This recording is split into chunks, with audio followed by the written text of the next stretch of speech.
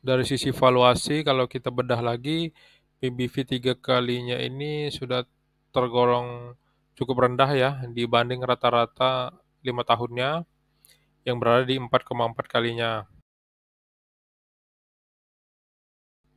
Halo teman-teman, pada video kali ini kita akan membahas emiten di bidang produksi ayam ya.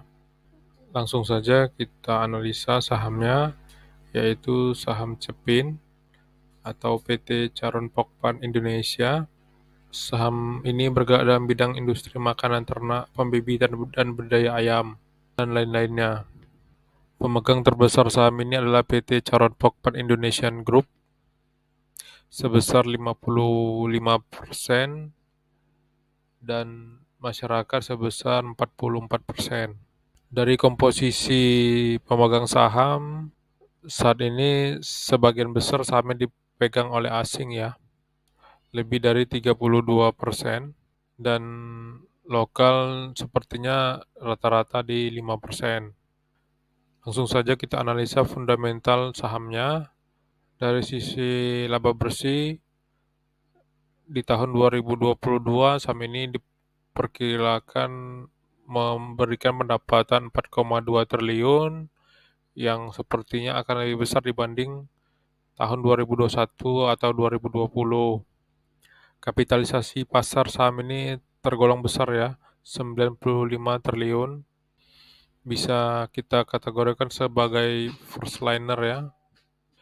Kemudian dari sisi kas secara kuartalan memiliki kas sebesar 1,5 triliun, total equity sebesar 26,5 triliun, dan hutang sebesar 8,9 triliun, dan hutang jangka pendek lebih besar dibanding hutang jangka panjang ya. Dari sisi debt equity ratio masih tergolong sehat, yaitu 0,34.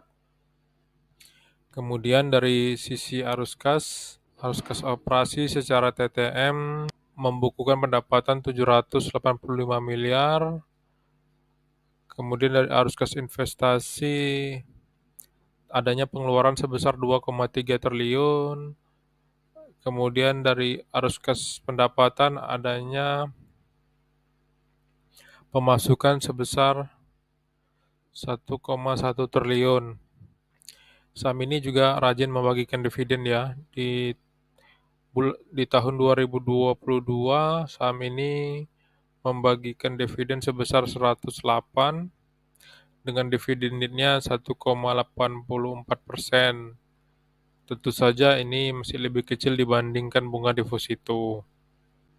Dari sisi valuasi, terlihat PBV dari saham ini sebesar 3,5 kalinya dan PER-nya sebesar 23 kali.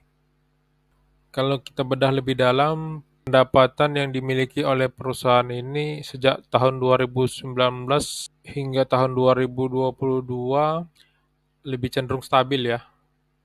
Hanya saja di tahun 2020 yang mengalami penurunan cukup drastis yang kita mengetahui adanya pembatasan akibat pandemi ya.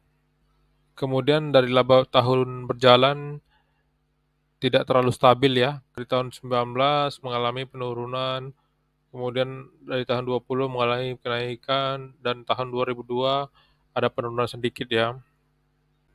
Dari segi pengeluaran tergolong cukup besar juga ya, sehingga mengakibatkan berkurangnya laba bersih perusahaan ini. Dan dari arus kas operasinya kalau kita kaji lebih dalam lagi dari tahun 2019 sampai sekarang pun tidak terlalu stabil ya.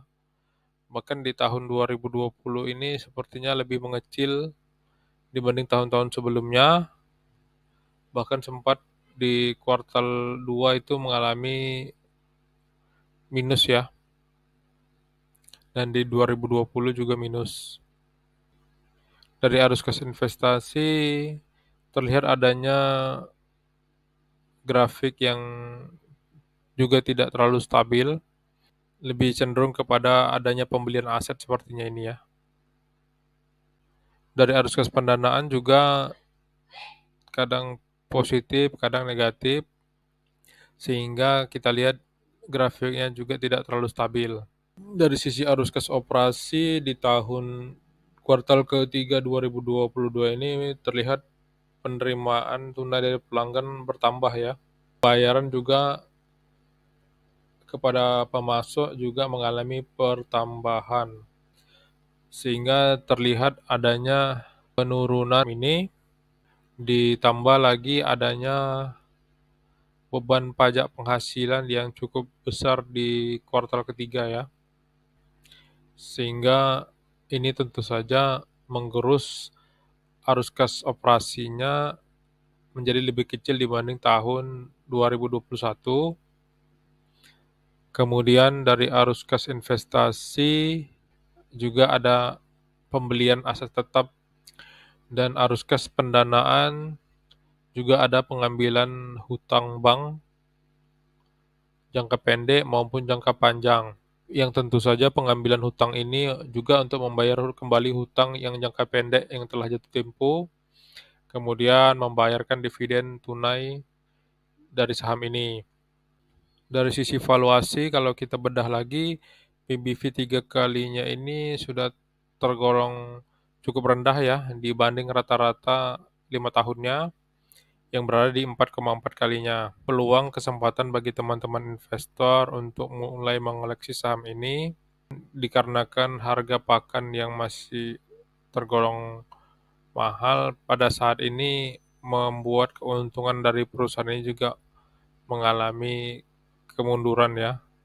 Akan tetapi laba bersihnya masih lebih baik tahun ini dibanding 2 tahun sebelumnya.